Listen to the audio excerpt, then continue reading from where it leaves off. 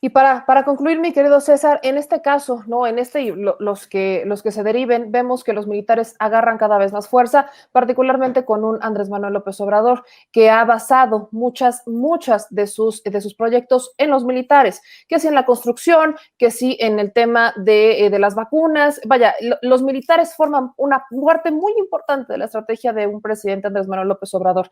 Y hemos visto un intento de muchos que en tiempos pasados administraciones priistas y panistas también se hicieron fuertes con los militares, pero ahora utilizan estas acciones, utilizan un Cienfuegos, utilizan una Ayotzinapa, cuestiones que se vienen dando desde administraciones igual pasadas, pero las utilizan para decir, ven, la estrategia del presidente Andrés Manuel López Obrador es errónea, ven, la estrategia que toma el presidente con los militares no va por ahí, ven, lo que está haciendo un Andrés Manuel López Obrador con los militares no debería de estar pasando, y así podemos continuar y continuar y continuar. Si bien ya también aquí hemos hablado de lo que es, de esto que se llama militarización, aunque también podemos debatir si es desmilitarización o hacer fuerte a un país que no tiene unas policías municipales sólidas, ¿cómo entender entonces estas acusaciones o estas presiones? ¿Los militares son una moneda de cambio para la administración que caiga o son esta fuerza, son este pueblo uniformado que está ahí para cuidar y que también hay que cuidar?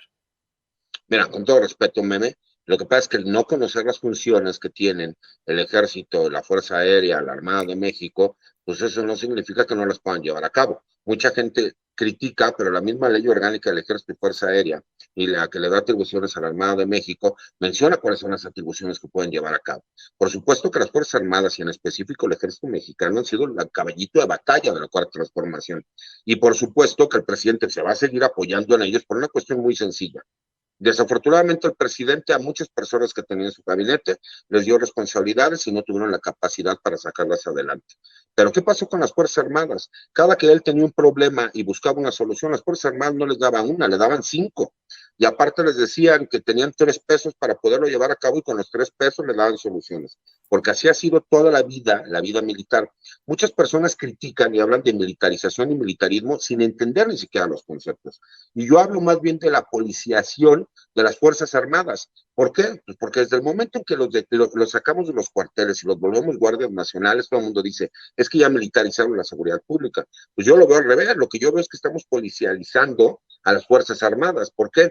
Porque al respeto a los derechos humanos que se tiene que dar en el día a día, tratan de manipular los datos con una situación muy fácil. Dicen que el grado de letalidad de las Fuerzas Armadas es mayor, por ejemplo, en estados como Tamaulipas, y eso lo acaban de sacar la publicación. Y hubo un pequeño debate que tuvimos por ahí en redes sociales en donde yo lo explicaba, que el índice de letalidad no lo puedes sacar por el número de enfrentamientos y de fallecidos, si no tomas en consideración el número de heridos militares y el número de heridos de los mismos civiles armados, así como el número de civiles que pones a disposición de las autoridades y que después de un enfrentamiento no quedaron heridos y que no fueron fallecidos. Asimismo, yo les explicaba que existen más de 12,000, así es, escuchen el número, 12,000 interacciones de personal militar y de la Guardia Nacional todos los días con la población civil.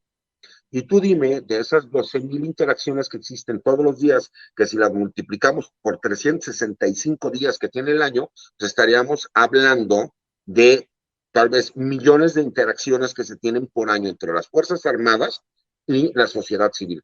Dime honestamente cuál es el número, y yo se lo he explicado a la gente, de conflictos que puedan existir en las Fuerzas Armadas y entre la población civil. No llega ni al 0,1, pero ahora voy a la mejor. Se habla de que existe un grado alto de letalidad por parte de las Fuerzas Armadas y la militarización que se está llevando a cabo. Si tú checas todos los datos, que aparte son públicos, de enfrentamientos directos entre las Fuerzas Armadas y grupos del crimen organizado en el país, no llegan ni al 0,1. ¿Sí me explico? ¿Por qué? Porque es irrisorio el que los medios de comunicación que tratan de afectar al gobierno de la Cuarta Transformación o al gobierno federal utilicen esos datos para perjudicar a las Fuerzas Armadas, cuando muchos de esos medios en otros sexenios fueron los primeros que aplaudían la actuación de las Fuerzas Armadas mexicanas cuando era ilegal.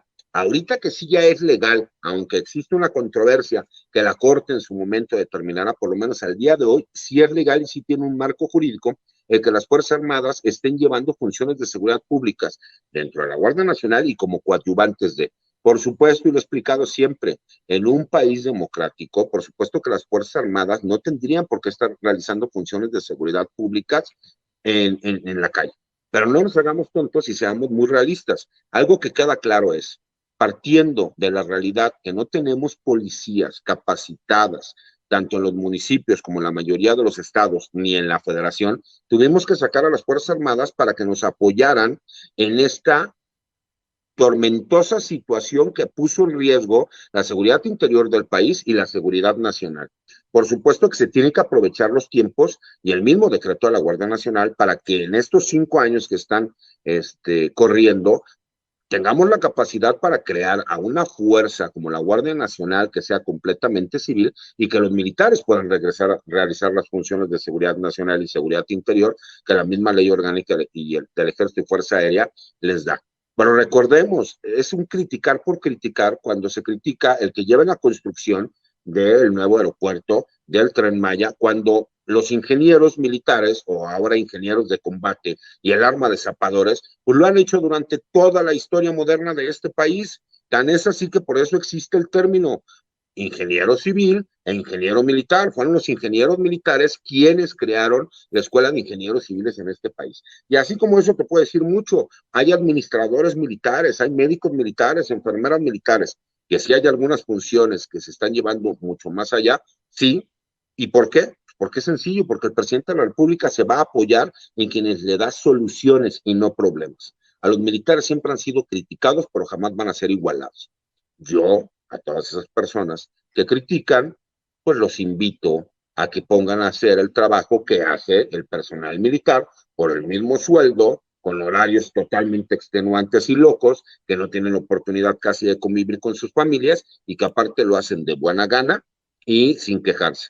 Yo lo único que le pediría al presidente de la República, y como muchas veces lo he comentado contigo, es que de los 233 casos de militares que nosotros hemos denunciado que se encuentran presos en la prisión militar, que incluso tú me apoyaste con la entrega de 3 de esas cartas, de 3 asuntos de oficiales del ejército, pues que se revisen sus casos. Y asimismo, nada más que recuerde lo que él les dijo desde el día 1 que tomó el mando de la presidencia de la República, que les aumentaría los sueldos, empezando desde los de más abajo y al último con los de arriba. ¿Por qué? Porque el señor presidente siempre ha cumplido con su palabra y sé que esta no va a ser la excepción, pero que recuerden también las tropas que un guiño y un apapacho de vez en cuando vale la pena y que no se diga única y exclusivamente que solamente los altos generales de este país se les pueden inventar delitos.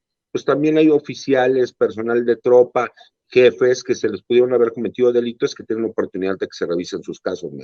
Eso es lo que yo comentaría en este aspecto.